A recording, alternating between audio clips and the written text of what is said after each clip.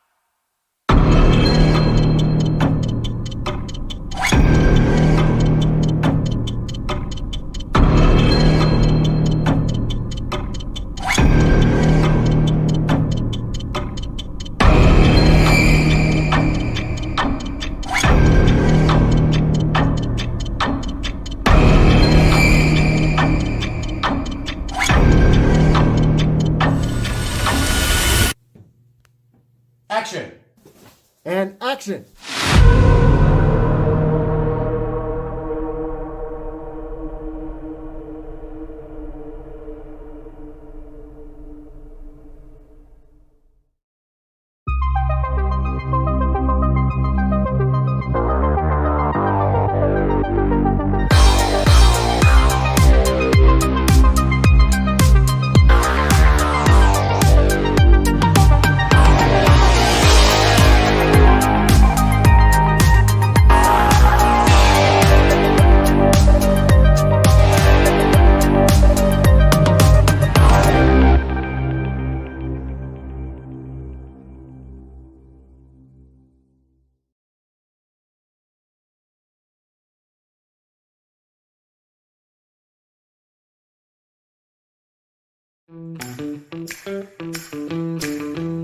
Hey, what's going? Oh boy.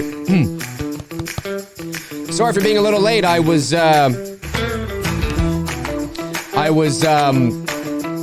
sucking back some water. I didn't want to come on choking. What's going on, everybody? Dave MCRAE here. It is. It is. It's 12:12 p.m. Eastern Standard Time. I'm coming to you live from the VoiceMann Studios in Toronto, Canada. How are you guys doing? This is episode 145 of MCRAE Live. And today on the program, we are talking The Fog sequel that is supposedly in development, ladies and germs. Let me just put my glasses on so now we can actually see what the hell I am looking at. There we go. Now I'm looking at it. Okay. All right, I'm ready. How are you guys doing in the chat room? It's great to see you guys here. Chris Baber is here. Our new moderator, of course, is here. Great to see Chris here and everybody in between. Nice to see you guys here. Episode, like I said, 145 of MCRAE Live. Sorry for the delay there. I had taken a swig of water and I was like, and it went down the wrong tube. And I'm like, oh shit. I'm like, I better get this under control before I go live. So today I want to talk about some comments that were made in regards to John Carpenter and The Fog, and how because some people I think are getting the wrong impression, primarily because of the way Screen Rant chose to run with this article. Now, I have nothing against Screen Rant whatsoever. I don't have anything against them. I don't have any. I don't have anything against them whatsoever. You know, I know there are people out there that have issues with various outlets, whether it's people have issues with, Deadline, people have issues with The Hollywood Reporter, people have issues with Variety, some people have issues with Screen Rant and Bloody Disgusting, or, whatever the case is. Screen Rant is usually a pretty reliable source, same with Bloody Disgusting. And then, of course, you have your major trades like The Hollywood Reporter, Variety, Deadline, things like that. They're obviously pretty reliable.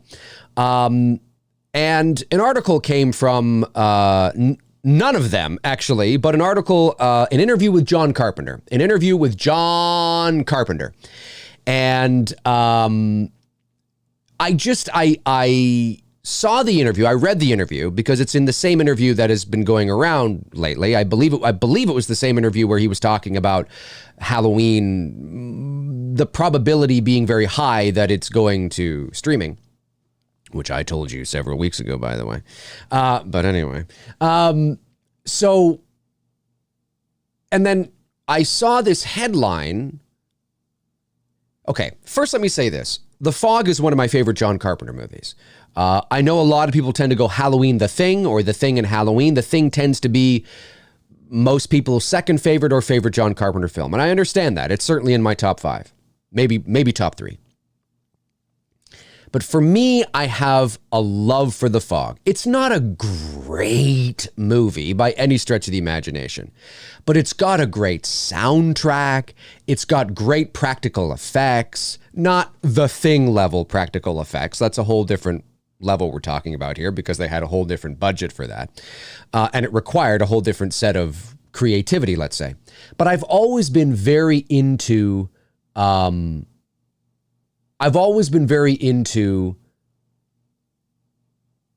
Fog. The Fog is my second favorite John Carpenter movie after Halloween. Like I said, love the theme, love the idea. I think the idea is really great. Wasn't a big fan of the 2005 remake. However, there were some things in that movie that I actually didn't mind. Now,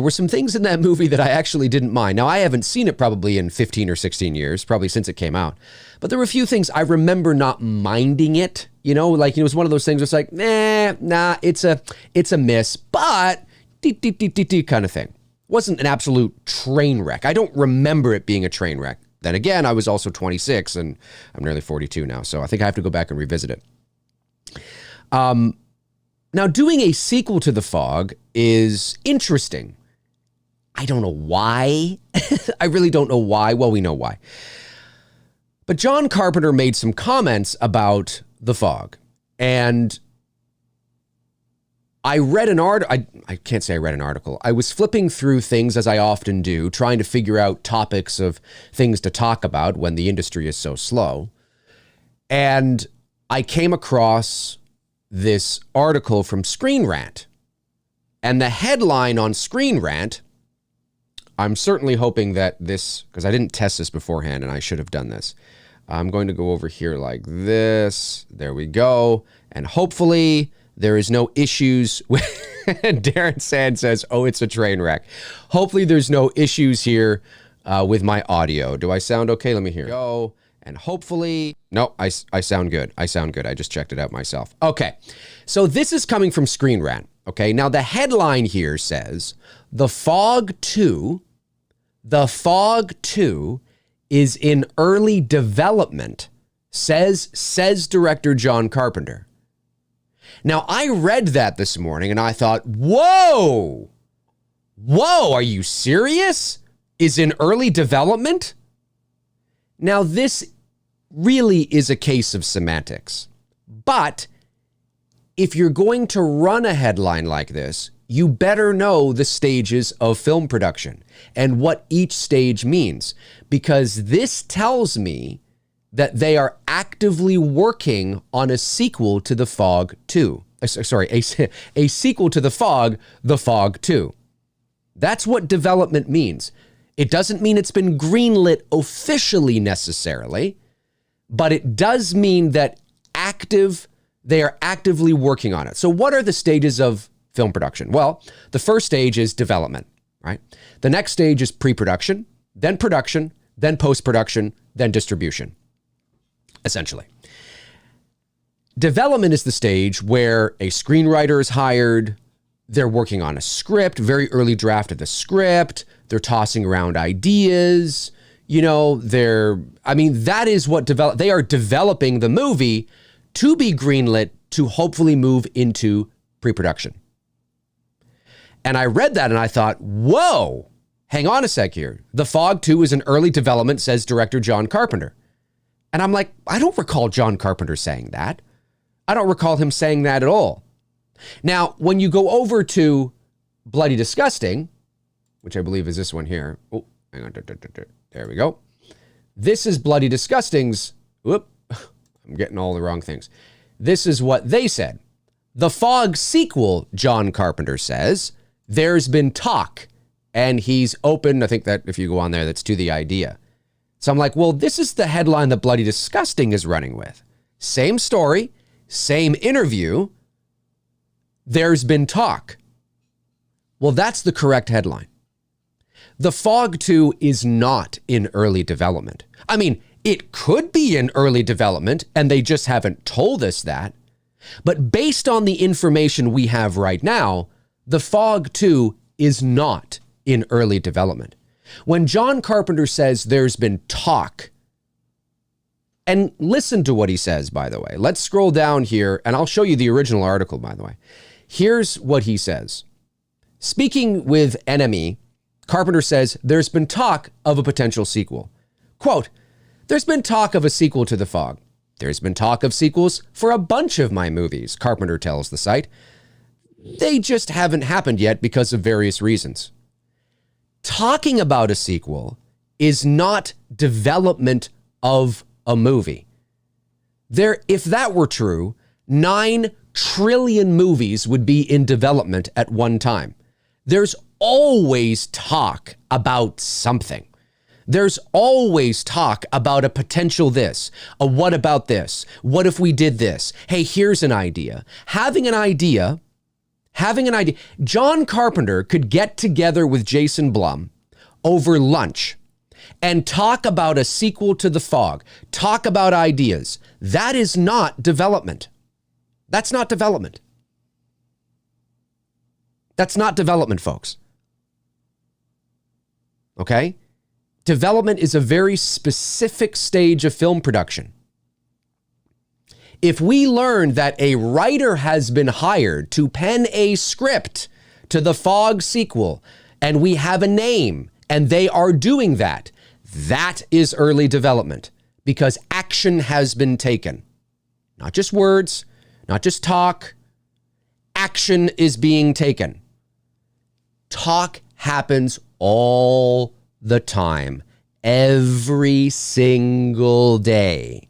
There is talk about movies and sequels and prequels and requels and reboots and reimagining and you name it, it's happening every single day. I mean, maybe less this past year because of COVID, but certainly it's happening. So Screen Rant is incorrect. Screen Rant's incorrect because then I thought, well, maybe I'm missing something, right? Maybe there was something he did say in the article beyond that quote. So what did I do? Well, I went over to the actual article, which is this article right here. Here we go. This is what it comes from. And what I did was I hit, I think it's Shift F, right? I think it's Shift F on a PC, whatever it is there. And I typed in the word, right? And then of course, your computer will show you where in the article those words pop up. So I typed in The Fog, right? And it's in 2 places in this article. And the first place is at the top of the article where the author is basically saying, hey, John Carpenter is known for The Thing, Halloween, The Fog, blah, blah, blah. That's where it first appears. And then the second time it appears is further down the article, which is right here. Halloween spawned a number of sequels, and Escape from New York got a sequel. Have there been any discussions about doing sequels to any of your other films? And then, of course, here it is. Sure, now this is the official source. Sure, there's been talk of a sequel to The Fog. There's been talk for sequels for many of my movies. It's blah, blah, blah, blah, blah, blah, blah. And then it goes on from there, and they don't talk about it again. Nowhere else in the article is The Fog talked about. This is not development. Now, I'm not coming down on Screen Rant. Well, I guess I kind of am, but I'm just simply saying that your headline is incorrect. Development is a very specific stage of film production, folks. So your headline should read very similar to what the Bloody Disgusting article reads. Now, I wouldn't lift it verbatim and copy and paste. Obviously, you don't want to do that. But the idea of what the Bloody Disgusting article says is correct. There has been talk. And that's all you have to say. It's not in development. Not yet. Not yet. Now, that doesn't mean it will never be in development, but it's not yet. Development is somebody is writing an early draft. They are, maybe they're thinking about directors. They're thinking about actors. there's real movement on it. There's real concrete movement because a script is being written. This isn't it. And the reason why I bring this to light, the reason why I'm talking about this is because some people have reached out to me and said, hey, did you hear they're doing a sequel to The Fog? And I'm like, whoa, where did this come from? Hey, did you hear they want to do a sequel to The Fog? That's better. That's more in line. Hey, did you hear it's in development? It's not. They're not doing a sequel to The Fog right now. It's not in development. At this very moment, based on the information we have, there is no plans to do a sequel to The Fog. Wanting and moving into development are two different things. Very different. So what would I think about a sequel to The Fog? I don't know. I don't think there needs to be a sequel to The Fog. I know what you're going to say. Dave, you always say that. There doesn't need to be a sequel to anything. Because there doesn't need to be a fucking sequel to most things. That's why. I say that because most things don't need a sequel unless it's designed to continue the story. Do you know what I mean? Like, unless you're telling a story over 3 movies, like Star Wars or, you know, whatever the case is. Unless there's more to tell, it's designed that way, yeah. But most movies don't need a sequel. That's true. And, you know, that doesn't mean you don't want one. It doesn't mean it's not nice to have one and revisit the characters and the locations and the nostalgia and all that. You sure. But The Fog is 41 years old. I know what you're thinking, but they did Halloween. Yeah, I know. But The Fog didn't enter the pop culture consciousness like Halloween did. The Fog is a cult sort of classic, sure. But it's not like Halloween. I mean, it's not even like The Thing. You know, it's on most people's John Carpenter movies, doesn't even make the top 5. Whenever I see people do their top 5 of their favorite Carpenter movies, you'll see Halloween, you'll see Escape from New York, you'll see The Thing, you'll see Big Trouble in Little China, and then you'll get a toss-up between They Live, Prince of Darkness, you know, In the Mouth of Madness, you know, like something in there. You know, The Fog rarely gets in anywhere. I love it. I know Darren Sands is a big fan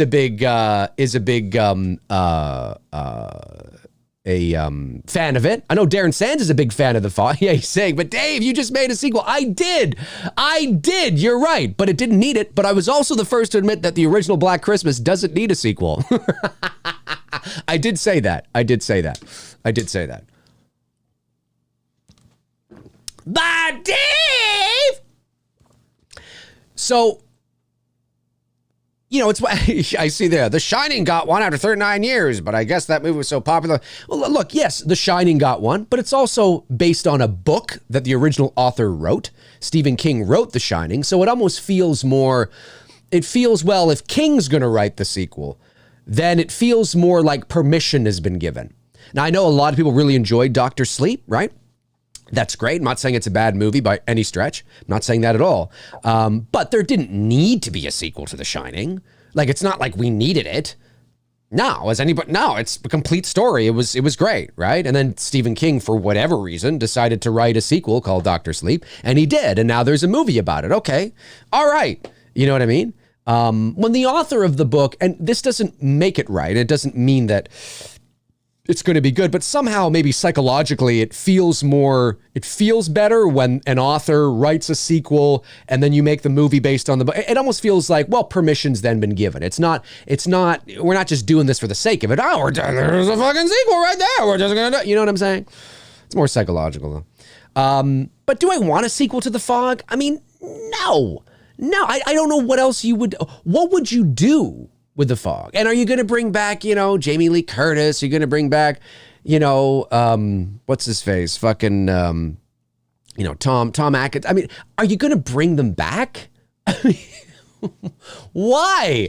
Why would you do that? It's unnecessary. But I mean, does The Fog have a lot of potential? Yeah, I think The Fog is ripe for a remake. Not that, again, there needs to be one, but I think if you were to remake The Fog, but do it like, you know, not like what you did in the 2005 movie, but actually make a really scary horror movie, like full on, like, really scary. It doesn't have that Hollywood shine or that pristine kind of, it's more gritty, more independent. I mean, look what they did with The Mist. Now, mind you, that was also based on a Stephen King novel, and it was also directed by Frank Darabont, who is an incredibly talented director and also doesn't shoot enough movies, in my opinion.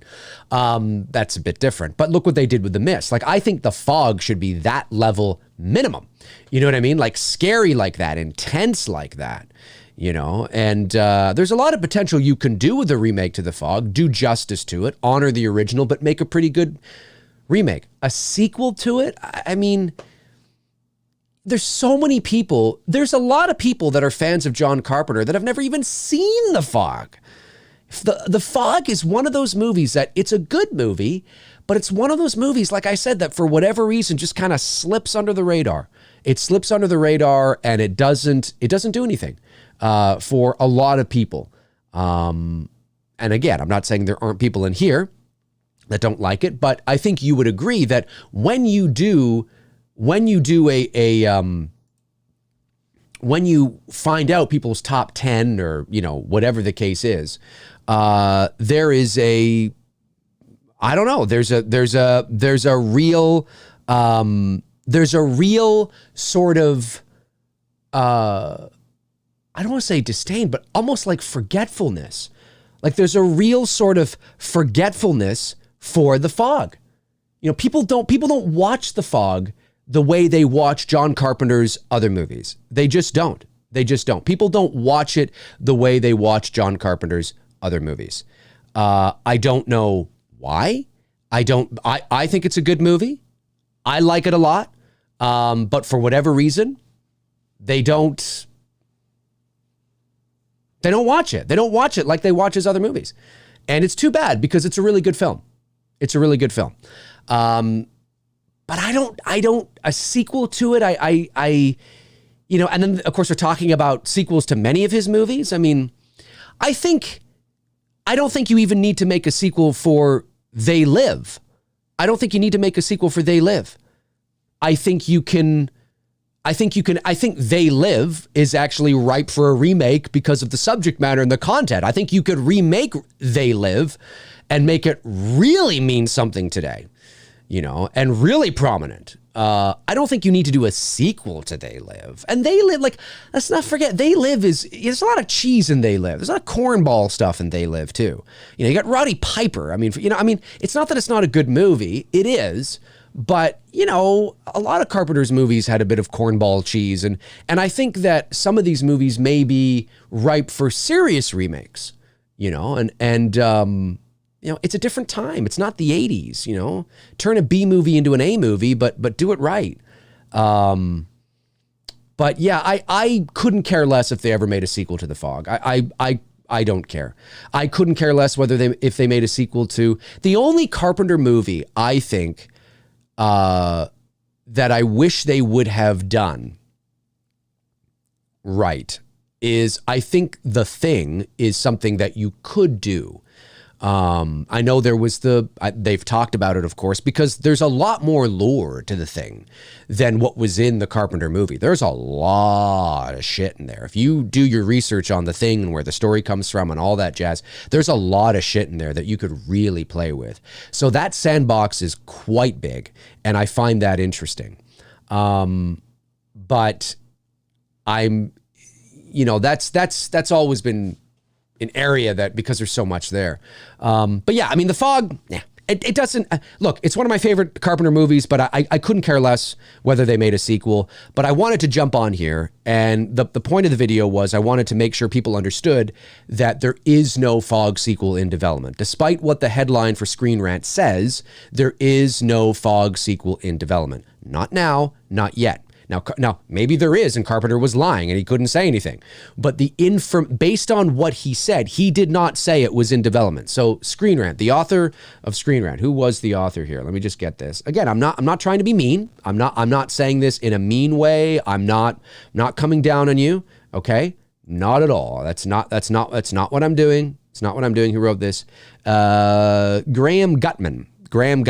Now, I don't know if he was responsible for for the headline, or if it was, you know, an editor or whatever. I mean, this might not be his headline. Usually headlines are not done by the author. They are done by somebody else. They need to change this because The Fog 2 is not in early development. And especially when it says director John Carpenter. That's not what John Carpenter said at all. He didn't say that at all. So it's a misleading headline. So you need to change it. You need to change it. That's what I got. That's why I wanted to do this, because I've gotten a few people that have been like, oh, did you hear? Did you hear? Did you hear? And it's like, no, that's not true. You know, people read you regardless of what people think of Screen Rant, whether you like them or not. People read them. They're there for a reason. They're still around for a reason. They're one of the big players in the game for a reason. People read them. People follow them. And that headline is inaccurate. It is not true. Not when you know what the stages of film production are. And what John Carpenter actually said. Hey, let's go over to the... Dave's being mean. Let's go over to the chat room and see what you guys are saying. Let me see if I have any super chats. Don't want to miss any super chats. Let me see here. No. Oh, super chat. One super chat so far. One super chat comes in from Ryan S. Ryan S says, hey, Dave, one of your trolls named Lightning Shrek thinks I'm you. Oh, well, here we go. He swears I'm you simply for calling out his nonsense. How do you handle trolls? Well, Ryan, and thank you for the super chat, by the way. You are not the first person to say that. Let me go back over to the other page. 1 second. No. Let me just scroll up so I'm not losing your chat. There you are. Thank you for the question, Ryan. I don't usually. As I've said many times, the only time I will respond to somebody in the chat room, obviously, I mean, I get so many messages, so many comments. It's not possible for me to respond to everybody, right? So if you leave a nice comment and you don't hear from me, it's not that I don't appreciate it. I appreciate all the nice comments, the feedback, everything. I even appreciate all the nasty ones too. I mean, that's what it's there for, right? I have the ability to take your ability to comment and give a thumb up or thumb down away from you. And I don't, because I want people to feel that they can express themselves. The only time I will respond to something that is negative or critical of me or the channel or whatever the case is if the information they are being critical of is factually incorrect. They've accused me of something that I did not do. They accused me of saying something I did not say. They've spun my words around to make it seem like I've said something I did not say. Because if there's something we know a lot about in the world of fandom is that there is no nuance. You know, things are either a 10 out of 10 or it's shit, right? So I don't really respond to trolls. And I see them. Like, I know when a troll is a troll, and I see it, and I don't bother responding. And 9 times out of 10, I don't have to, because somebody else will respond to them. And I guess that's what you're saying. You were responding to trolls. So, you know, Ryan, whatever you want to do, dude, like, knock yourself out. If it makes you feel better to respond to them, respond to them. But you're not the first person that I think trolls like to think that when somebody comes to my defense, and all I have to say to the trolls is start a YouTube channel, gain a following, and you'll see that you get people that come to your defense. And, you know, I just laugh because it's such a waste of time.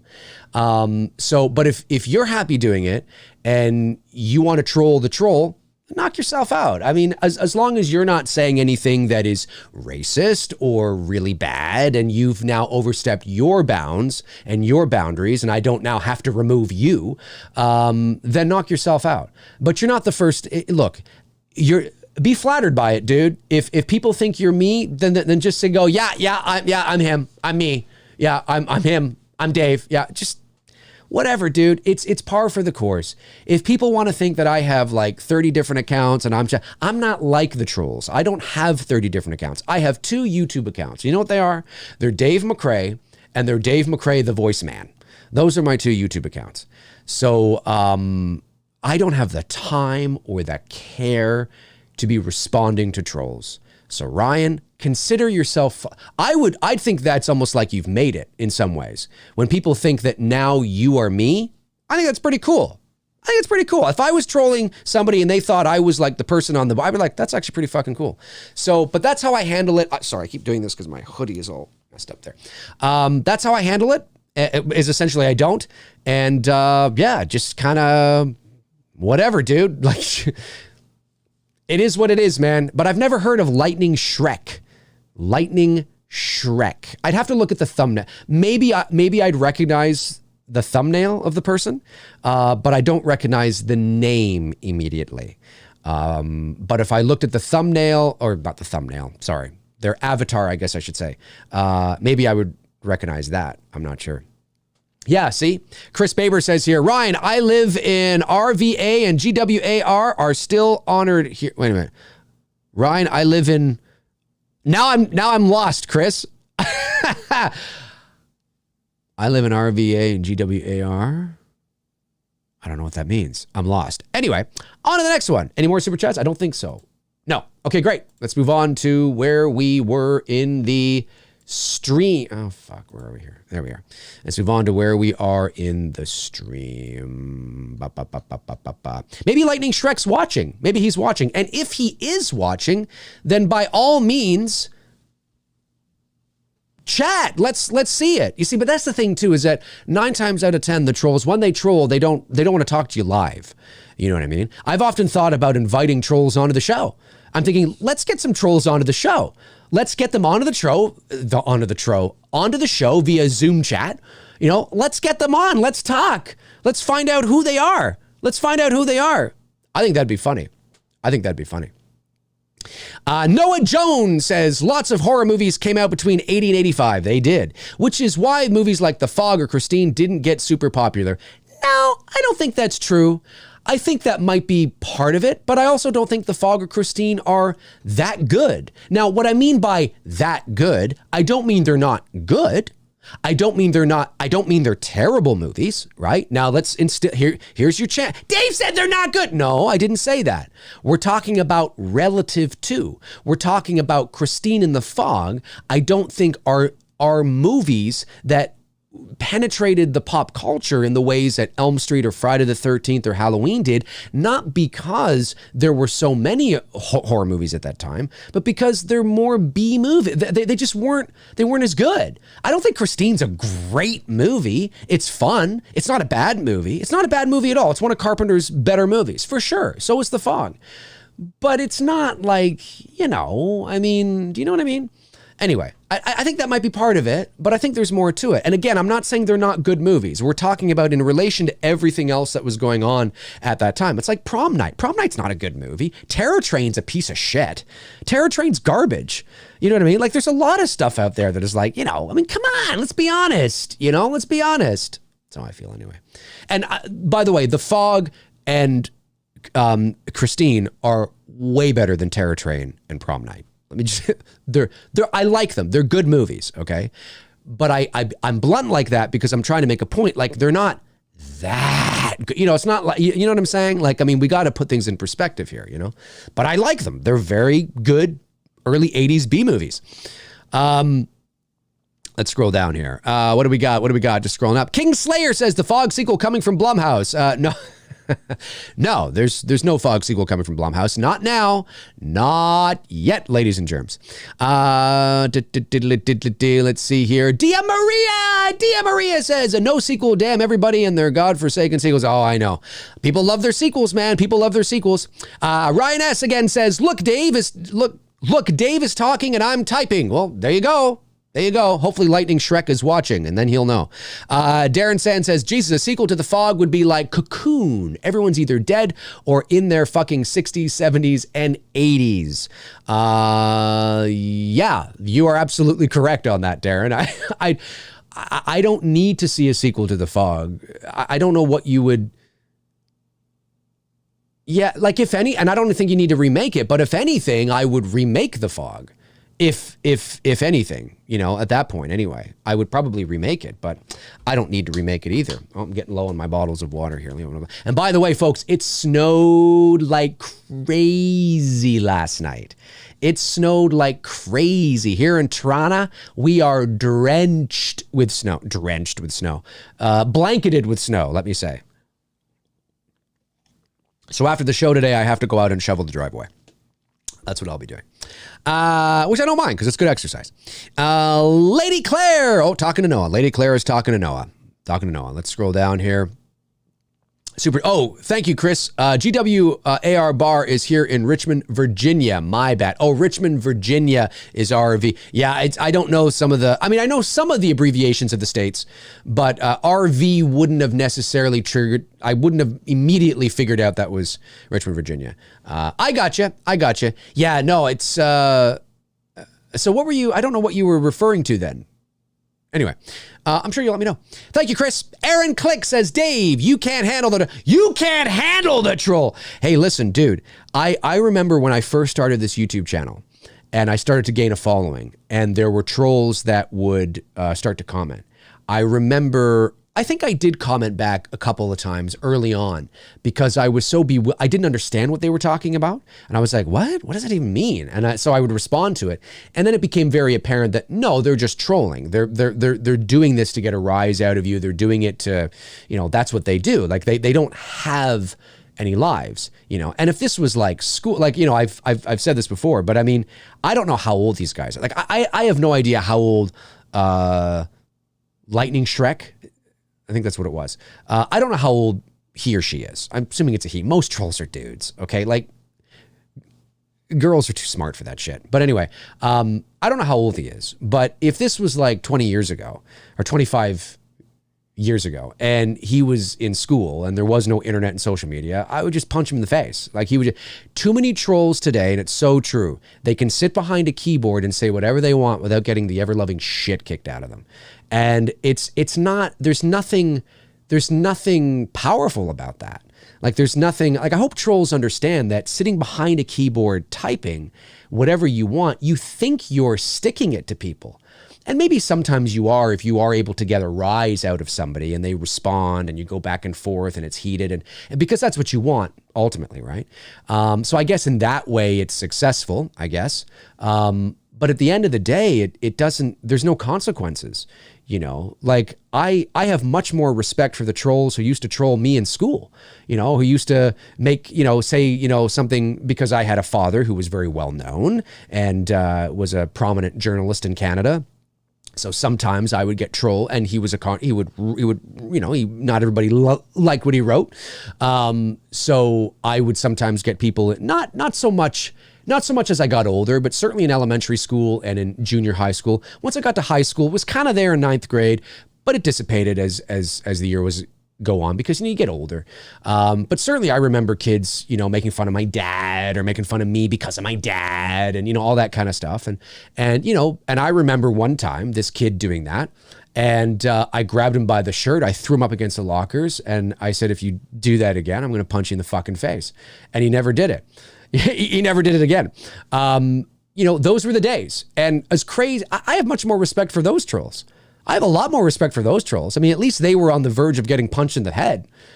These trolls they're not trolls. These aren't trolls. These are just, I don't know what they are, but I guess it's the evolution of what a troll is, but there's nothing,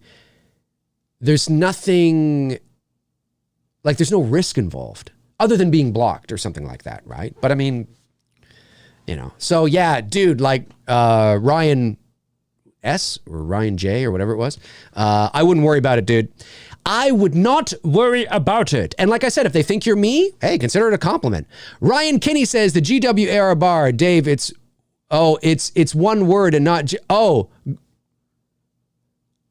Guar. Okay, all right. I'm Guar.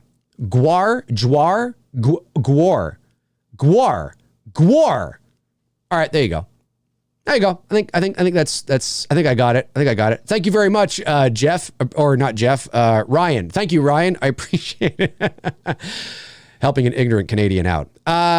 Tim Matthews says, Dave, we got 5 inches in Dallas. Yeah, it's incredible what's going on down in Texas right now. It's insane. It's insane. How much? We got about 20 something centimeters, I think. 20 centimeters. What did we get here? I don't know what 20 centimeters is in. I think we got about 20 centimeters. Whatever that is in inches. 50 degrees here in New Jersey. Well, that's not bad. That's not bad, Frank. It's minus, again, this is Celsius. Right now here in Toronto, it is, oh, come on. Don't you hate these fucking weather apps? It says it's minus 11, whatever that is in Fahrenheit. I'm not sure.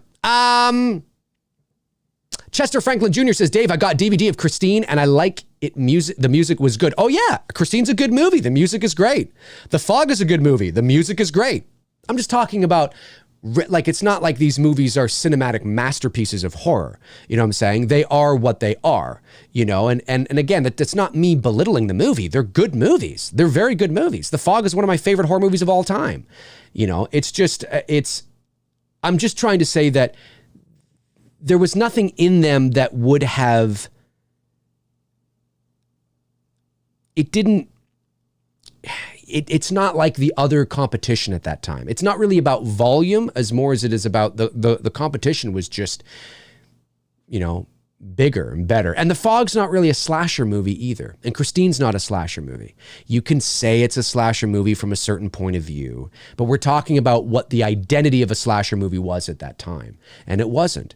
And Freddy and Jason were ruling the 80s for the most part. For the most part, anyway. Jonathan Nichols says, Dave, any plans to have Cecil back on the show anytime soon? Love hearing y'all together. No immediate plans, but I would love to get him back on. I think Cecil's an awesome dude. Great talking shop with him. I know he's really busy right now with his channel. Of course, he's a new dad. So that keeps him extremely busy. But yeah, I love Cecil. I mean, I'd love to get him back on the show. He's fantastic. Let's see here. Dave Bob Petway says, the problem with most trolls is they just aren't that clever. That's very true, actually. I would respect a clever, funny troll rather than the clowns that have no originality whatsoever. Oh, it's true. It's true. Absolutely. And you know, I don't know if Lightning Shrek is the same troll that is accusing, but Ryan's not the only one that gets accused of being me.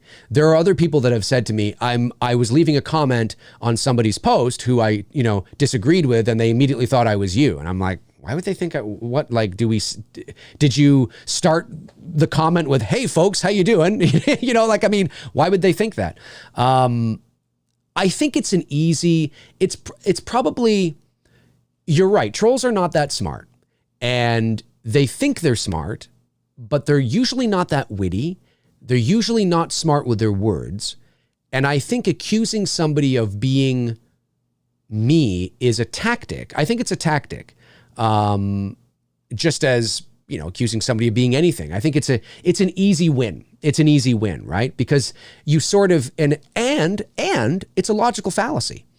So accusing, if there's no evidence for it, right? If there's no evidence that Ryan or whoever is me, then accusing them of being me just because you think they're me without evidence is actually a logical fallacy.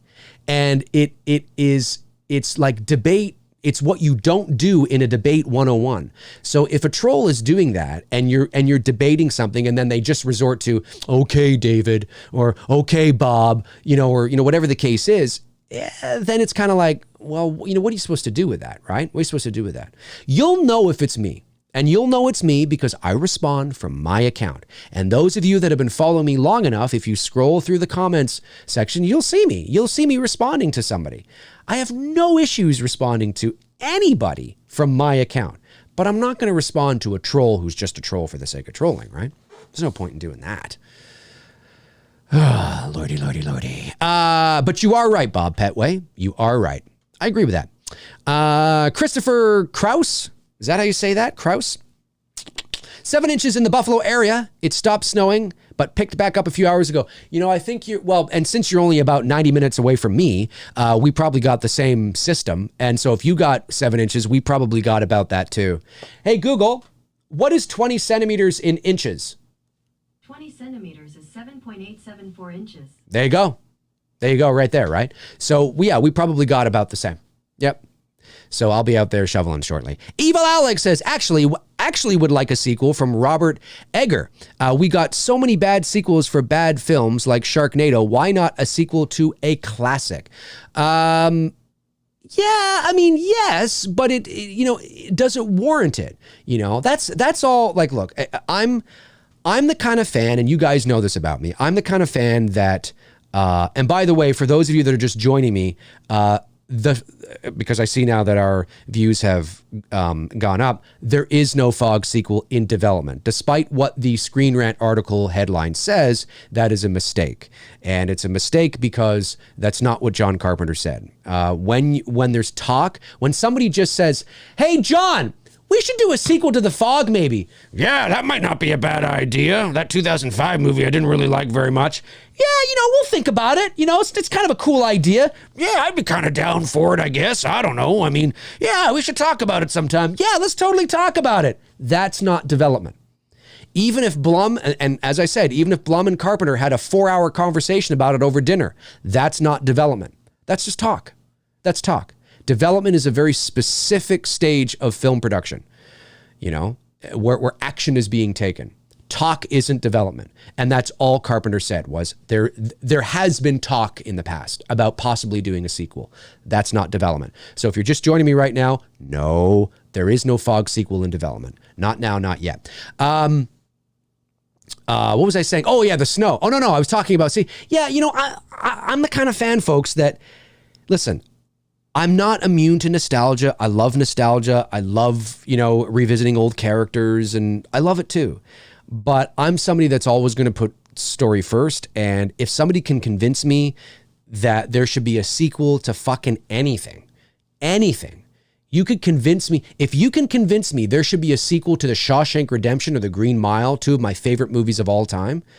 If you can really convince me based on story I'll be the first to go, yeah, that's a fucking movie I want to see. Do you know what I mean? And I'm talking about in movie form here. Okay. I want to see this, all right. You've convinced me, but most things don't need sequels. Sequels are like, here's the thing you have to remember, folks, okay, about sequels. Most stories, most movies don't need a sequel. And when I say don't need a sequel, I'm talking about the story itself is usually complete. Whether the movie is good or bad, whether you like the movie or dislike the movie, most stories don't require a sequel. Sequels came along years ago to make more money. They make up stories to justify a sequel. Not that there's been a story that's been laid out prior, right? Most sequels are created for the sake of making a sequel to keep the story going. Not because there is more to tell, but because they thought, well, why don't we now we'll do No, usually the first movie is a complete movie. Again, unless it's something like Lord of the Rings or Harry Potter or Star Wars or something where it is being, and I know the sequel trilogy was a mess, but I'm just saying in terms of, there are examples of movies and properties that are telling stories over the course of several films. That's I get it. I mean, look at the Marvel Cinematic Universe and all that. I understand that. But most, especially in the horror genre, there's, they always end the movie open, like, oh, he's coming out of the closet or his eyes open, all that kind of stuff. But there's really nothing more to tell. Do you know what I mean? I mean, look at Scream, for Christ's sakes. Look at the first Scream movie. That movie wrapped up with a fucking red bow on it on somebody's ass beautifully. There was no need for a sequel. It was done. Same with Elm Street, same with Halloween, same with Friday the 13th. But they're successful. And then they go, and then they say, well, let's write more to the story, not because they care about the story, not because they care about quality, Because they care about money. And they know it's not to say that they don't care about quality. I'm just saying that where sequels spawned from, the birth of sequels, years ago, because sequels were a very new sequels didn't exist, until the 70s maybe? And they were very far and few between in the 70s. You had a few of them in there, okay, a few prominent ones. But like the 40s, the 50s, sequels came when the industry was changing, when the studio system was changing. Things were changing. New Hollywood was coming in. Sequels were being born because they made money. And so that's why it's like The Fog doesn't need a sequel. It doesn't. Like it's a complete story. It's complete. It's done. But so always keep that in mind, that sequels birthed from not this idea that there is more to tell. They push round, pegs into square holes, or square pegs into round holes, whatever the saying is. They do that to justify because they want to make more money. They're straining to figure things out. What else can we do? What else can we do? And that's when you run into problems. It doesn't mean there are not some pretty good sequels. I like Jaws 2. I think Jaws 2 was a good movie. There are some good sequels out there. There are. But usually, unless it's not a gigantic arc, like, MCU or something like that, usually when you get to 3 and 4 and 5 and 6, it's just garbage, because now they don't know what to do. But you keep going to see it. So that you keep going to see it tells them that you want more. Anyway, I just find it interesting because we have to remember that it's not that filmmakers don't care about quality. Nobody goes out to make a bad movie. I'm just simply, even Halloween 5, they didn't go out to make a bad movie. It's just that, we got to remember that more often than not, there is no more to tell. Like when you tell a story in one movie, there really is no more to tell. It's just, it was so successful, so now we have to make something up to keep it going. Matthew Fresi says, A Nightmare on Elm Street's ending kind of left the opening for a sequel, but that wasn't Craven's intention. Of course, Matthew. Yes, you're absolutely right. And so did Halloween. And that wasn't Halloween's intention. That's another thing that I've beaten to death on this channel, is that there are people that still think that Michael was gone at the end of Halloween to set up a sequel, and he wasn't. He was gone at the end of Halloween to bring the message of the movie home. You can't kill the boogeyman, right? Because look, again, that's why Laurie says it was the boogeyman. As a matter of fact, it was. And because Laurie throughout the movie didn't believe in the boogeyman. She didn't believe there was a boogeyman. Tommy was telling her, Laurie, what's the boogeyman? There's no such thing. There's no such thing. Oh, come on. The boogeyman can only come out on Halloween night, right? Well, I'm here. I'm not about to let anything happen to you. I think that's just something that those guys say to play tricks. She didn't buy into it. She didn't believe it. She didn't believe it. That's her arc. She comes to realize, oh my God, he is real. And then you look over and he's gone into the ether. That's the end of the movie. It wasn't to set up a sequel. It just so happens that, that kind of thing generally can be taken that way. Elm Street, the same thing. Elm Street, the same thing. Just because movies are left open-ended doesn't mean there needs to be a sequel. It does. Now, I understand that they do that for that potentiality, but in the story, it doesn't need that. And sometimes, even when things are left open very apparently, like at the end of Elm Street or the end of Friday the 13th or whatever the case is, and sometimes studios will tell you, no, you've got to put something in there that leaves things open in case we want to do more, right? I understand that. The irony of that is that sometimes those open-ending endings can be also taken philosophically. Now, usually audiences, and this is I'm not talking about anybody in the chat. I'm just saying, generally speaking, usually audiences are not this smart, okay? And they don't think of it like this. They take it literally. But you can also look at these types of endings philosophically, metaphorically, right? You can look at, the ending of Elm Street and take that, like, what an amazing ending to the whole, like, that's cool. That just, it tells you he's still out there. You can't escape him. You know what I mean? You don't need to make another one. It just didn't end. It didn't end all with a bow on it. That's the whole point. It's a Nightmare on Elm Street. It doesn't need a sequel. That's the whole point, is that he's still out there. Whether it's Freddy, whether it's Jason, whether it's Michael, that's it. You know, but they're successful, so they make more, and I get that. But yeah, you know, and you're right. Craven didn't want to make a sequel. No. Why? This is the story. It's done. It's done. You know, but of course, Bob, whatever his name is, I believe it was Bob, wasn't it Bob? Yeah, Robert Shea wanted it left open. And of course, I mean, you know, I guess it was smart. I mean, it saved New Line, and he's a multi-millionaire because of it. So, but yeah, it's wanting a sequel and looking at the art of telling stories and whether something is needed for the story. Because that's the thing too, is that, you know, like for example,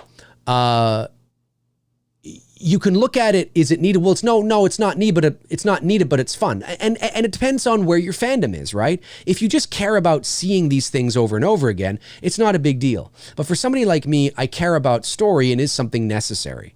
You know, do I get more out? Like, does it add more to the story, or does it take away from the story? Does it add more to the character, or does it take away from the character? And generally speaking, you can get a sequel in there that adds to the story. Generally speaking, you can get a sequel in there that adds to the mythology and adds to the story, but you can't do that forever. And eventually it just, you know, it's trash. It's trash. And you know, it is what it is. It is what it is, folks. It is what it is. Let's go back here. I know a bunch of stuff scrolled down here. Let me just see.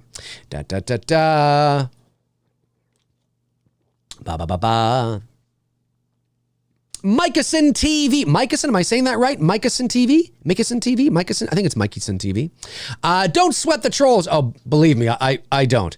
I just blocked someone for posting on one of my videos where I discuss obesity and Anna O'Brien being glorified. I ruffled some panties. Screw it. Oh, dude, believe me, the trolls don't get to me. Okay, you're fired. No, I don't. The trolls don't. I couldn't care less. I mean, I'm nearly 42 years old, for Christ's sakes. That one guy says, have you seen Wolf 1994, Dave? Wolf. Are you talking about the one? That's not the one with, because I thought that was later. That's not the one with Jack Nicholson, is it? Oh, 1994. What is this? Oh, is that the Jack Nicholson one? Oh, it is. That was 94? The Jack Nicholson, Michelle Pfeiffer one was 94? I would have thought that was like 99 or 2000. 99, 98, 99, 2000, somewhere there. Wow. Okay, I didn't realize it was 94. Yes, I have seen it, but not since probably 99. Because I remember after I left college, I moved in with my mom, and we had rented a couple of movies, and that was one of the movies we rented. And that would have been like 2001.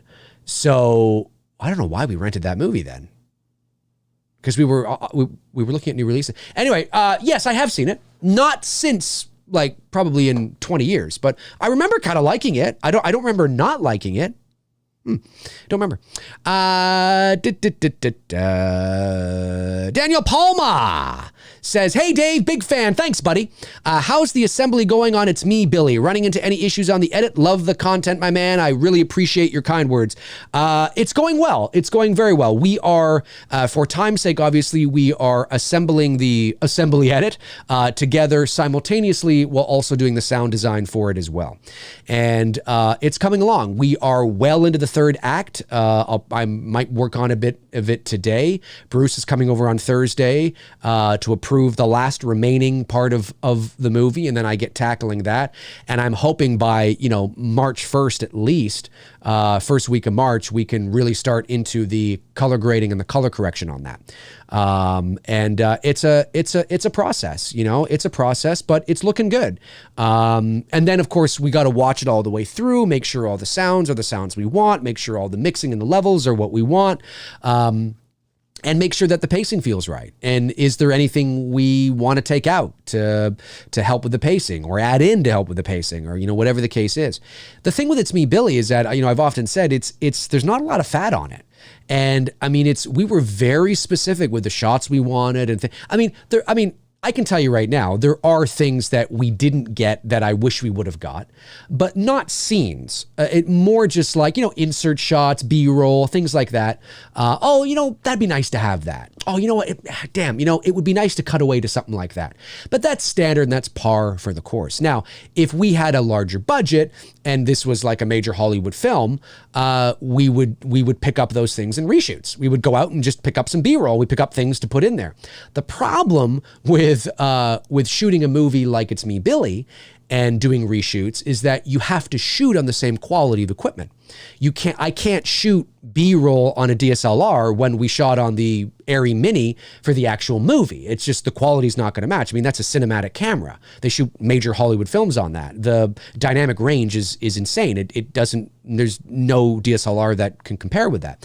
So it's not that DSLRs aren't great and there aren't amazing DSLRs with great dynamic range and you can shoot a really great movie. I'm not saying that. I'm just saying relative to, it's difficult in terms of the quality. And not only that, the location's 4.5 hours away. And in order for us to go out and do reshoots, this is why it costs a lot of money to do reshoots, folks, even with, major films. You have to rent the same equipment, shoot on the same cameras, get the crew out there, travel to the location, shoot the B-roll, whatever it is, whether you need insert shots of a cloud or the sun or the road or the tree or, whatever you need. It can be tricky. So we would have to raise more money to be able to do the reshoots, which would then inevitably probably only delay the release of the film. The good news is that the insert shots that we didn't end up getting are nice to haves, but not it's not detrimental. It's not like, oh my God, without this, there is no movie or the movie doesn't make sense or, whatever it is. That's the good news. But those are things that every filmmaker faces. I mean, that's why I always say to people too, that just because a movie is doing reshoots doesn't mean there's problems with the movie. Anybody who's ever shot anything, I don't give a fuck if it's a movie, if it's a corporate video, if it's you're making a video for your wife and it's a birthday surprise and you're shooting some fun stuff. You know this. If you're a filmmaker, you know that you've come home, looked at the footage and thought, fuck, why didn't I get that? I should have got that. Oh, damn, I need that. I didn't think I needed that. No, but I do need that. It happens. It doesn't mean that you're inept and you don't know what the fuck you're doing. It doesn't mean that at all. It doesn't mean there's drama, that there was some sort of drama as you were shooting it. No, it just means that, oh, I got to go out and get that. You go back out and you get it. And nowadays, and for many years, studios set money aside for reshoots, because when you're shooting a movie at that level, that's, $100 million film, it's inevitable that there will likely be reshoots. And so you go out and you get the pickups, you get what you need. That doesn't mean there isn't drama on set, and that doesn't mean that sometimes, but there's a difference. There's a difference between what happened on the Solo set, and how they fired Lord and Miller and they brought in Ron Howard. No, I mean, that's, and they reshot like 90% of the movie. That's different. That's drama. But hearing that a movie is going out to do some pickups or some reshoots, it never ceases to amaze me how much traction that, like a story like that can get. Oh, they're going out getting reshoots. So? They're out there getting So? Who cares? So what? Is there evidence of drama? Is there evidence that they didn't know what the fuck they were doing and that's why they have to? No. They're just going out and getting some shit they didn't get. They thought they didn't need. They need it. Who cares? It doesn't mean anything. It never ceases. It's like people want there to be drama on set. You'll know when there's drama on set. You'll know when reshoots are because of drama, because you'll read an article like Solo. You know what I'm saying? And that doesn't mean that every drama is to that degree. But, and dare I say, probably over 90% of the time, there's no drama associated with reshoots. It's just doing what you do.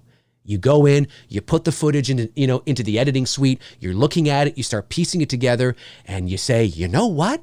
We kind of need that, and we don't have it. And we need that, and we need that. So you go out and you get it. That's all it is. That's all it is. 90% of the time. Anyway, I'm going off on a tangent here.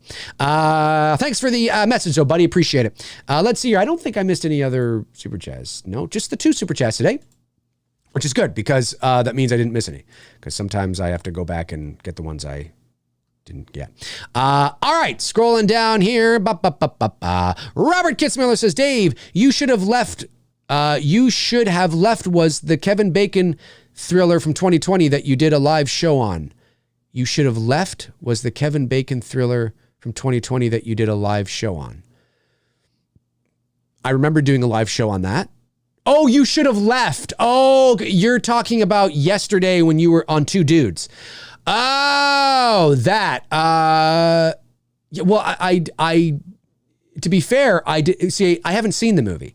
I did a show on it. You're right. I did do a MCRAE Live on it, and I can't remember what. I mean, I did it talking about it, I think. But there was always there's always an angle I come at things. I still haven't seen the movie. That's probably why I didn't correlate the two and put it together. That's probably why I didn't. Flinner says, Dave, do you enjoy the original My Bloody Valentine? Yeah, it's all right. It's a Canadian movie, I believe, anyway. Yeah, I didn't mind it. I thought it was all right. It's one of the better older slasher films out there for sure, 100%. Jonathan Ball says, anyone else want a sequel to Dog Soldiers? To quote Jane from Firefly, this here is my favorite gun. For a sequel. Dog Soldiers, that's the same guy that directed, isn't that Neil somebody? Didn't he direct... The Descent. Sequel to Dog Soldiers. Yeah, I could see there being one. I don't know if anybody's really been wanting one. Has there been people wanting one? I don't know. I have no idea. Dalton B says, quick question. Why do you think Lori didn't believe Tommy when he said he saw the boogeyman? She had seen a strange man out her window and behind the bush throughout the day. Well, I think there's two reasons. I think it's likely because she wasn't associating with what she saw as the boogeyman. And I think, it was sort of put to bed that I think with that conversation between her and Annie in the car about Mr. Riddle in the backyard, I think it was probably in her own mind, she had come to the conclusion that it was probably Mr. Riddle or... even though we can clearly see it's somebody with a mask on, right? In the actual narrative, I think you're supposed to believe that because of the sheets and everything, and he's there and he's not there, Lori maybe didn't get quite a good look at him. She didn't quite get a good look at him from far away behind the bush. And she doesn't want to believe it either. She doesn't want, that's why when she lays down on her bed after she looks out the window seeing Mr. Riddle in the backyard, you hear her talking to herself going, it's crazy. Got to stop. Or I'm paraphrasing, but she's talking to herself basically saying, calm down. There's nothing to worry about, blah, blah, blah. I don't know if that, wait a minute. Is that, I can't remember if that was immediately after she saw him out the window or if it was after the phone call with Annie in the bedroom. But anyway, she lays down on the bed, a bed that clearly looks way too small for her, which is hilarious. She's a big woman. She's like 5'8" or 5'9". That bed looks like, that literally looks like her feet would be over the edge. But anyway, that's a side note. It's a twin bed, so maybe that's why. But I just don't think she wants to believe it. She's convinced herself this is not true. And I think she is somebody that probably doesn't believe in those things. She's a nerdy girl. She's a bookworm. I think she's very practical. I think she's very logical. And I think she has convinced herself that, no, that's silly. It's whatever. And that's why when Tommy starts talking about the boogeyman in the ways that he does, she's like, no, there's no such thing. There's no such thing as the boogeyman, Tommy. Stop. You're fine. You're okay. That's why that line at the end of the movie, it was the boogeyman, which is what she says. That should be put to bed, is so great because her arc is then complete. She's having her arc, her journey as the character is complete. As a matter of fact, it was. It's like, wow, she now knows Tommy was right. You know what I mean? So, but that's why. Jeff Harris says, hey, do you have a favorite Kong film? I have nostalgia for the 2005 film. Love the game too. I think my favorite King Kong movie is probably the 76 one with Jessica Lange. I have nostalgia for that movie for the same reasons that you probably have nostalgia for the 05 film. Of course, there was the 86 sequel, King Kong Lives, with Linda Hamilton. I haven't seen that movie. I remember my sister Jill took me to see that in the theater. And in 86, I would have been 7. So, 7? Yeah, 7. I had to go back there. So yeah, I'd say probably, yeah. I'd say the 76 film is probably the one for me. Chris Baber says, thoughts on Halloween Kills going direct to streaming? Well, it's not, I talked about this and it's not confirmed yet, Chris. It's not confirmed yet that it is going directly to streaming. But a few weeks ago, I did a video prior to the John Carpenter article, and I talked about how a source, a reputable source of mine who's connected, had said to me that that option is on the table and that they are seriously considering it. All options are on the table. They're seriously considering it. I didn't expect anybody to run with that or do videos saying, oh, Dave McCrae says this, because obviously I can't reveal my source. If I could reveal my source, then maybe they would, but I can't do that. So when I saw the John Carpenter, everybody, running with this John Carpenter thing, I was like, and John Carpenter's not my source, by the way. That'd be wild. But what he said is just a confirmation for what my source told me. And that makes sense. I reached out to them after the Carpenter article dropped, and I said, any new information you have on this? Is there something that I need to? And he said, no, it's the same. We're still far enough away that they have that leeway to wait and see at the moment and see what happens.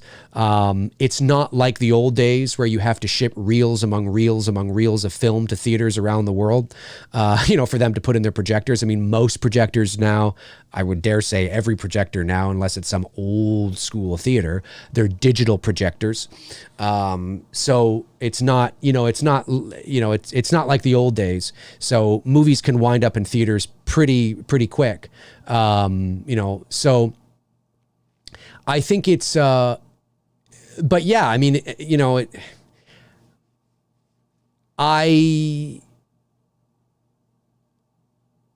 ideally, of course, I would like to watch it in IMAX on a 30-foot screen. That's what I want. That's what you want. But it may be out of our hands. And everybody's saying that it's going to go to HBO Max. Folks, I've had so many people say this to me.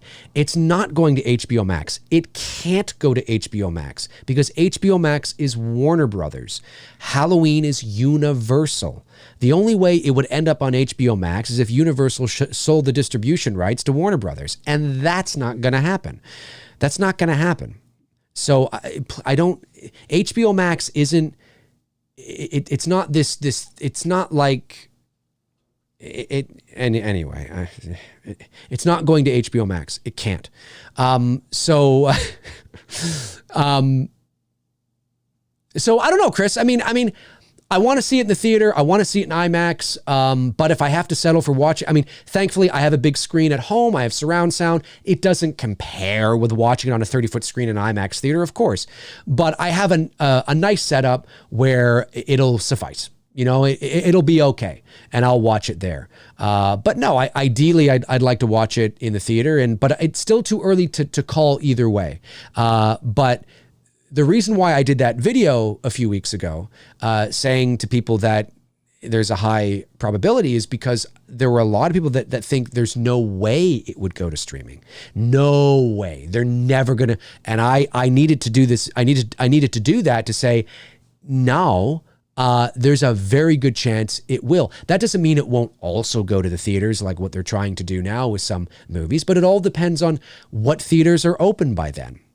And like I've said many times, just because theaters open back up doesn't mean that people are going to be going to the theaters. There's probably going to be this time frame where people are, I'm not afraid to go. You might not be afraid to go, but we do have to understand that there still is that, there's that time frame where the theaters are open, but it might take 6 months to a year just for people to feel comfortable to go. You're always going to get somebody that's going to go. But like capacity, you could open up every single theater in North America around the world. And I guarantee you that no matter what movie it is, it's not going to be packed like it was. If a Marvel movie would make 100 million opening weekend, maybe Marvel movie makes 30 million opening weekend or something, because you're still going to have people that are apprehensive, that haven't been vaccinated, that don't feel comfortable going out, that don't feel comfortable. Doesn't matter how much you do the social distancing in the theater or the sanitation, people don't feel comfortable. So there's that barrier and that obstacle that the theaters have to get over as well. So just opening back up isn't the answer. It's opening back up and figuring out, how do we get people back in? How do we lure them back into the theaters? And, so they know it's safe. Maybe one of the things they could do, and I don't have the statistics on this or the evidence, but I believe, I stand to be corrected, but I believe there isn't a single case of COVID that can be traced back to a theater. That, I got it at this theater, or I got it at the theater. I don't believe so, at least not in this country. So, maybe that's a stat that you put out there. You say, hey, come back, we're safe. Remember, nobody, there hasn't been a trace back to a theater. It's all to the long-term care homes or travel or hospitals or, whatever the case is. Maybe that might make people feel a little more comfortable. But you're going to have that problem. Not with me, I'm going to go back, but you do have people that are very afraid. So it's crazy. It's crazy. But yeah, Chris, man, my fingers are crossed that this thing goes to the theaters. My fingers are crossed. It goes to the theaters.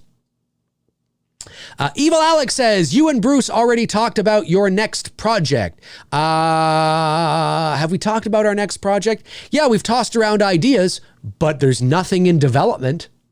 Hey, I brought that full circle. Yes, Bruce and I have talked about many ideas, but there's nothing in development yet because we're so focused on getting It's Me Billy done and getting It's Me Billy out there. So, yeah. Zachary Azar says, HBO Max just does Warner Brother movies. You are correct, Dave. If anything, Halloween Kills could go to Peacock, which primarily shows Universal movies. Yeah, and Peacock doesn't, I don't even think it would go to Peacock. I think it would just go, I don't think it would do that. Unless they want to utilize, Halloween Kills as a way to get people to, go to Peacock or something, which is really what they're doing with Zack Snyder's Justice League. That's why. But I don't know. It's a good question. It's a good question. It's fascinating stuff. Let's see. 5 more minutes left in the show, folks. 5 more minutes left in today's show. And then I got to go out and shovel the damn driveway. Lady Claire says, horror movies had sequels plenty in the 1930s. The Mummy, Dracula, Frankenstein, etc. Like anything outside of horror, not so much. But yes, those movies did. Yes, you absolutely are correct. You absolutely are correct. But those movies were also, you have to remember, those movies were very, when I talk about sequels and they're not being sequels, I'm not talking about sort of the B movie, monster theater, drive-in, type of movies. We could go, you can go back to the 30s, the 40s, Abbott Costello versus this, and you could have, and there are crossovers. Absolutely. But these were cheesy. They were cheesy even then. I remember my dad saying to me when he used to go to the movies and watch those monster movies and, sequel and the Frog Man versus the Moth something, they would sit in the balcony of the theater and just laugh their asses off. They would have popcorn and laugh. It wasn't serious. It was made as fun, hokey sort of B-level stuff. The vast majority of that stuff. You are right. Technically, you are correct. There were sequels, technically, to a lot of those old school films. But the sequels becoming a viable, profitable business option was not to mainstream sort of respected and respectable movies was not something that we saw for many decades. And it wasn't until sort of and it doesn't mean there wasn't one or two here or there. I'm talking about it becoming a commonplace and a viable business option, because the blockbuster wasn't something until really the early 70s, early to mid 70s with, Jaws and all that kind of stuff. So the sequel era is, it became a huge business. Huge, and it still is. It still is huge business. Look at all the garbage Transformers movies, but for whatever reason, they still make $1 billion at the box office, and people can complain all they want. The only way you can stop movies from being made is to not go see them. It's the only way. You can't have your cake and eat it too. You can't go to the theater, pay money to watch a movie, and then not want there to be more of that movie. You can't do it, folks. You can't do it. If you don't want there to be, if you don't want there to be any more fill in the blank, don't go watch the movies. Don't pay for the movies.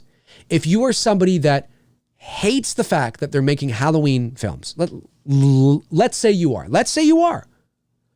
Don't go pay for the movie. Put your money where your mouth is, or lack thereof. Walk the walk. Don't just talk the talk. I thought The Last Jedi was a pile of dog shit. I don't own it. I didn't buy it. Because how could I, and I know there are people that use the excuse of, well, I'm a completist. So I like having the complete sets of everything, despite even the movies I hate. Okay, I get it. I understand that. I do understand that. And I always go a little bit lenient on those people because if you're a collector, I understand it. But I, in good conscience, couldn't talk about The Last Jedi in the ways that I did and then go out and buy the Blu-ray. It makes no fucking sense. I'm giving Disney money. I'm telling Disney, because there's nothing, it's not like your money comes with a note, right? It's not like you can get that money back, right? That's why I say that box office receipts never determine quality. They just determine how many people went to see it. Because you can't go back to the theater and go, I didn't like this movie, I want my money back. Nor am I saying you should. So the money that comes in doesn't tell Hollywood that you like the movie. It just tells Hollywood that you were interested in the movie. And if you keep telling Hollywood you're interested in it, they will keep making it. It's business. That's all it is. It's business. Just business. They care about your wallets, folks. It's just business. But yes, technically you are correct, Lady Claire. You are correct. Nate A says, Dave, John Carpenter praising H kills could be similar to James Cameron saying Terminator, Genesis, and Dark Fate were great. Those movies became a failure and James just put his name on them for money. I never put too much stock into anything that Carpenter says, really ever. I do listen to what he's saying from interviews about how he's talking about the mythology of the character, about the original intent of the character, the original Halloween. I listen to those things. He's changed his stance a couple of times himself, but he's been fairly consistent on the original intent, the idea behind the character, all that kind of stuff. I know a lot of people run with that. This is going to be the best Halloween. It's on kills and it could very well be. This could be your favorite Halloween of all time. This could be exactly what John Carpenter said. Could be exactly what he said. But I think it's important to remember that, it's not that Carpenter is paid to say that. Carpenter is not paid. They don't say, John, here's what we want you to say. We'll pay you to say it. That's not how it works. John's not out there being paid to say what he said, but he is being paid as an executive producer on the project. John is not new to the business. He knows that it's not good publicity to talk smack about the movie. Do I think he likes the movie? Yeah, he probably does. But I mean, I don't know why people put so much stock into what he says. I don't know why. I don't know why. I don't know why they put so much stock into what he says. I mean, I do know why, but at the end of the day, it's like, so what? So John Carpenter, why does it mean so much? Well, I think people want to believe that if Carpenter says this, then they're somehow going to get a movie that resembles the original film. Well, Carpenter said that. So if Carpenter said that, and he's the one that did the original movie, that must mean I'm going to like this movie like I did the original movie. No, it doesn't mean that at all. Halloween Kills will be nothing like the original movie. Do I think it's going to have more Halloween things in it that I'm going to like? Yep, I do, just because of information I already know. But it's not going to be like it's a violent, it's going to be a violent film, a bloody and gory film. Well, that's not John Carpenter. That doesn't make any sense. What's going on here? I just don't put that much stock into what he says. Not because he's being paid to say it directly, just because that's what you say. It's cinematic political rhetoric. Do I believe that J.J. Abrams thought Rian Johnson did a great job on The Last Jedi? No. Did he say that? Pretty much. Do I believe that? No. Do I believe Rian Johnson thought JJ did a great job on The Rise of Skywalker? I thought he did a better job than The Last Jedi. But do I believe that Rian Johnson liked The Rise of Skywalker? No. No, I don't. But that's what he says. Now, that's a bit different than what Carpenter is saying, because I actually believe Carpenter. I think what it is anyway, I could go on. I could go on and on. I've gone over time here, and I could go on and on. It never ceases to amaze me that people, put so much stock into it. And I think they put a lot of, I understand why they do. They're desperate. They want things to be so good. They want things to be, so great. And when they hear John Carpenter say something, they take it to heart and they go, wow, this is so amazing. But I take it and I go, okay, cool. All right. He thinks that, but what is he going to say? That doesn't mean he doesn't believe it, but what is he going to say? I would put more stock into it if he wasn't a producer, if he had no dog in the fight. Then it might actually mean something. That doesn't mean John Carpenter is wrong, but there's no way of us knowing. But if he wasn't a producer on the movie, and he wasn't, of course, he'd still be being paid. So I guess that point is kind of moot too. But anyway, I'll take a couple more here and then I gotta go. Gotta fucking shovel. Simon says a lot of it is clickbait for the platform that distributes the information. And you are correct. You are 100% correct. Yep. Most of the stuff that is online right now is not journalism. These sites would like to think they're journalists. And look, I've never been a journalist myself, but I feel that I have a place to say this because of who my father was and because of I come from a media family. And I can certainly tell you that most of the journalism you see online, it ain't journalism. It's dog shit. It's dog shit. Even the journalism you see from mainstream media today, it ain't journalism. That's not journalism. It's dog shit. Dog shit. And so, yes, most of these sites just want you to click on it because that's how they make money, right? That's how they make money. I mean, it's no different. It's a hyper, I mean, it is, it's true. It's like seeing the headline of a newspaper in an old newspaper box. Well, the headline is supposed to be catchy, so you put in the quarter and you buy it. I get it. I get that. But you don't want to be misleading.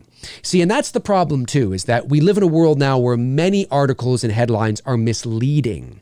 And that's a problem. That's a problem. But they don't care because there's no repercussions for it. There's no repercussions for it. Okay, I think we're good. I think that's good. Yeah, I think that's good. I think I'm going to leave it there, folks, for today. That is going to do it for me on episode 140. What am I up to? 45 of MCRAE Live. Thank you, my moderators, Tabitha Short, Darren Sands, Frank Riker, and Chris Baber. Thank you for doing what you guys do. I really do appreciate it. Thank you for tuning in to today. And for those of you, again, that have just tuned in, you can go back and watch the beginning of the show. There is no Fog sequel in development, by the way. The headline from Screen Rant was misleading. You can go and find out why that is. Watch the show, find out why that is. But I will be back hopefully Thursday morning. Maybe not Thursday, maybe Friday. It might be Friday morning instead because Thursday might be a bit of a tricky day for me. But nonetheless, you guys are awesome. You guys know that. You are amazing. Thank you for tuning in all the time and listening to me rant and give my thoughts on movies and the industry and my points of view and things that I'm passionate about. I really appreciate it very, very much. If you guys weren't here, obviously I wouldn't be doing this. So you guys, you guys are awesome, sincerely. And Ryan, let them think I'm you, my man. Let them think I'm you.